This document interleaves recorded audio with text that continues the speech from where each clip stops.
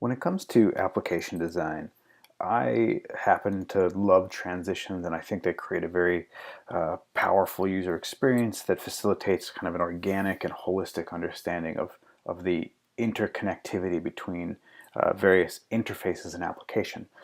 But I think that transitions have to be used when they're meaningful and excluded when they're not meaningful. And one of the places I feel somewhat strongly about this is with modal windows.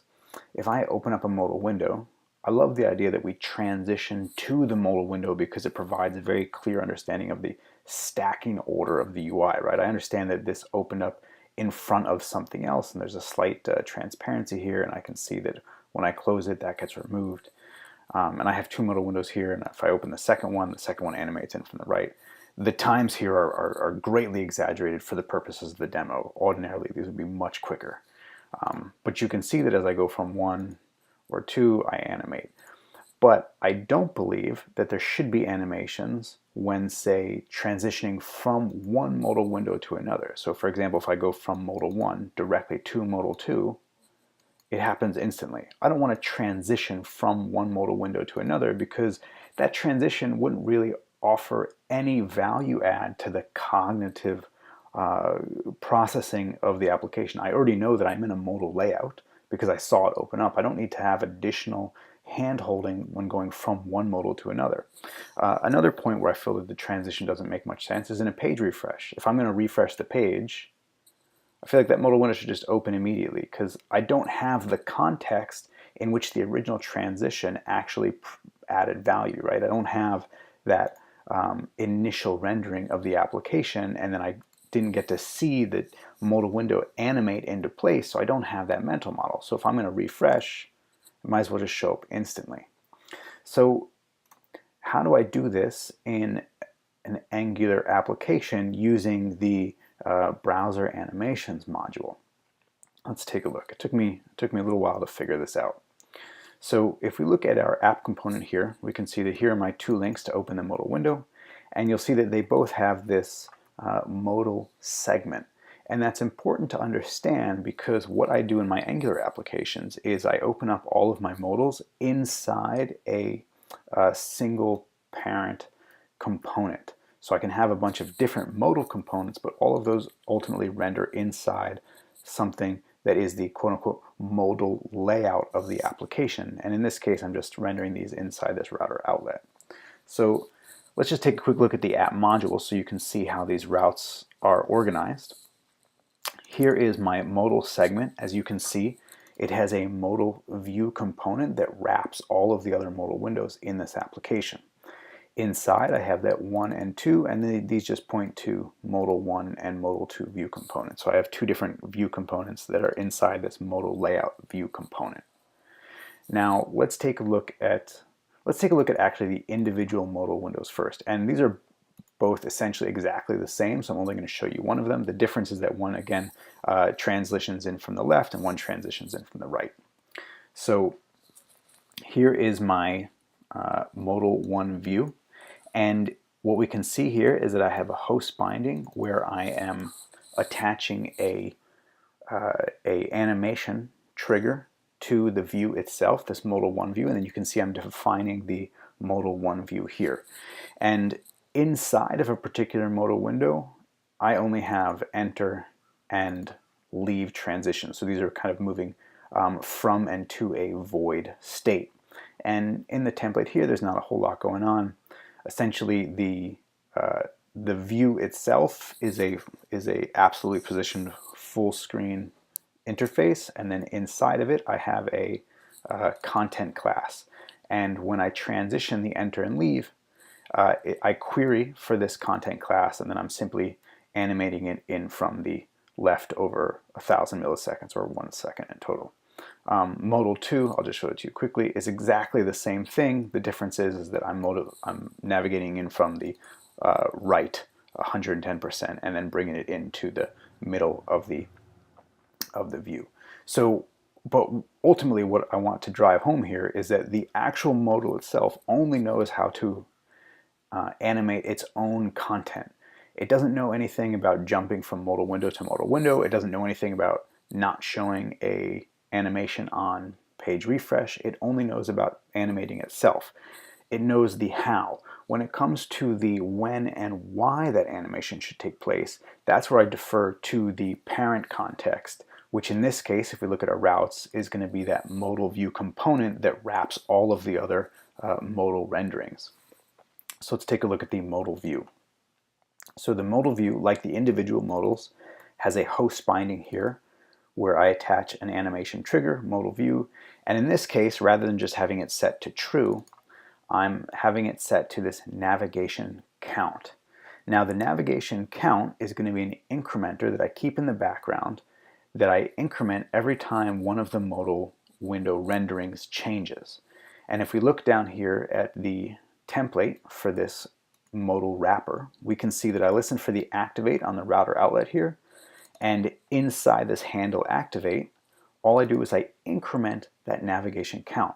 So essentially, I have a state machine here that is constantly moving to a new state based on the change of modal rendering internally. Now, one thing, we'll go with that for a second. So if we look now at the way our animation trigger is defined, we have a number of transitions that are based somewhat on the actual specifics of the navigation count, somewhat on the general class of transitions, and then we also have a generic concept of state change. So the transitions here will execute in the order in which they're defined, which means that, and we only execute one of them. So Angular will execute the first transition that matches the current state change for the modal window, which means that we should list these in the order of increasing specificity. So for example here, my first one goes from void to 0, that's very specific. Then I have a more general class of transitions, enter and leave. And then below that, I have an extremely generic anything to anything transition. And my anything to anything transition here is a no-op transition. It doesn't have any duration, it doesn't have any actual stylistic changes. But I'm putting it here in place because Angular will block nested animations by default. So what this means is that if my modal view container has a transition on it, then it will naturally block any of the animations inside of the individual modal views themselves. So, right, if we jump back into one of our other modal windows here and we see that it has all this enter and leave animations, those won't execute by default because this will say, oh, well, the modal itself, the modal layout is transitioning, so we have to block the transitions of the individual modals themselves. But going up in increasing specificity here, I'm saying, well, if we're going to be entering and leaving, meaning we're either opening or closing the modal layout itself, in that case, I want to query for any animating child, and in this case, I want to limit it to 1 because I don't want it to go too deep, and I'm going to allow that to animate. So if I'm entering and leaving the modal layout in its entirety, then I want the modal animations to take place. But if I'm just transitioning from one modal window to another modal window, right, which is not going to be an enter-leave because the modal layout will still be there, then in that case, I want to have a no-op transition which will block the nested animation of the individual modal window. And then again, when I said I didn't want the modals to animate if I go from a page refresh, that's where this transition from void to 0 takes place. And again, here we have a no-op transition which will essentially block the transition of the modal windows itself. So let's take a look at where we get the 0 from. When we construct this modal view component, we inject the router, and the router keeps track of this navigated property. It's just a Boolean, and it indicates whether or not the router has been executed to perform a navigation. On page refresh or on initial load, this router.navigated is false, and then for every subsequent route that you take in the application, this becomes true. So what this means is that if I get to this modal view and this router.navigated is false, then I want to set this navigation count to -1. And if it's not false, meaning I've performed previous navigations prior to opening up the modal layout, I want to set it equal to 0. And the reason that this 0 versus -1 is important is because the first navigation of this router outlet, which calls us handle activate, which increments that navigation count variable, means that in this case, when it's a page refresh, we're going to be going from -1 to 0, whereas everything else in the application will be going from something non-1 to something non-1. That's not really articulated very well. But essentially, it allows us to understand that the very first value here can indicate that the browser has been refreshed to a view that contains a modal window. And that's why we say here, if I'm going from void to 0, that's a page refresh. If this had been void to 1, then it wouldn't be a page refresh, or anything that essentially is greater than 0, it would not be a page refresh. And that's why, again here, if we open the modal window, we get the transition, but if we refresh, we get no transition because it changes that initial state of the navigation count variable, which changes the transition in the actual animation metadata. So anyway, this was a challenging one for me to figure out, and there's some interesting stuff here, I think, just in terms of how we can use the host bindings and the order of transition execution and the no-op transition and blocking nested transitions. There's a lot to take in here. Also, we can see that the animations modules, there's something simple and very complicated about it. And